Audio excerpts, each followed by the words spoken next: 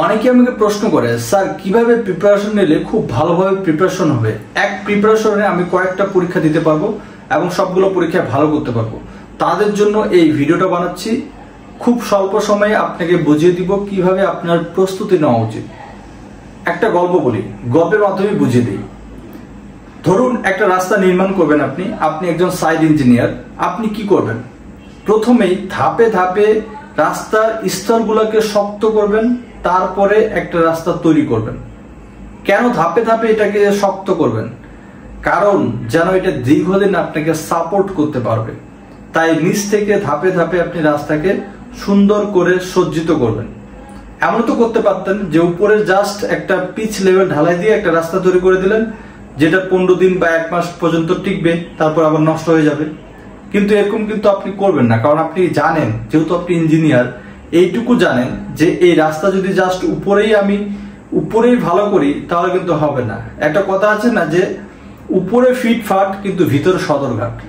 তো ঠিক এরকমই, যেমন আমরা রাস্তা তৈরি করার ক্ষেত্রে ধাপে ধাপে এটাকে শক্ত করি যেন এটা দীর্ঘদিন লাস্টিং দেয়, তো ঠিক যখন আপনারা প্রিপারেশন নেবেন ধাপে ধাপে সুন্দর করে আপনাকে আগে বেসিক থেকে ডিপার্টমেন্ট এবং নন ডিপার্টমেন্ট কমপ্লিট করতে হবে। এখন যে বড় বড় সার্কুলার গুলো আসছে, আপনার হাতে কমপক্ষে 5 থেকে 6 মাস সময় আছে, অথবা তারও বেশি সময় আপনি হাতে পাচ্ছেন, যেগুলো কেবল অ্যাপ্লাই করছেন।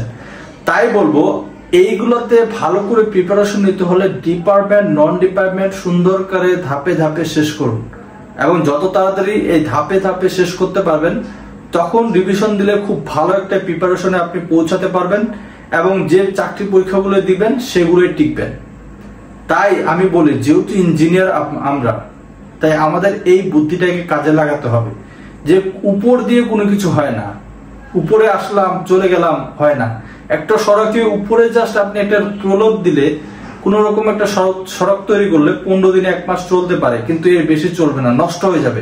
আর যখন সড়কটা নষ্ট হবে তখন দেখবেন স্বাভাবিক অবস্থায় যেরকম চলাচল করা যেত তার থেকে কঠিন হয়ে যাবে।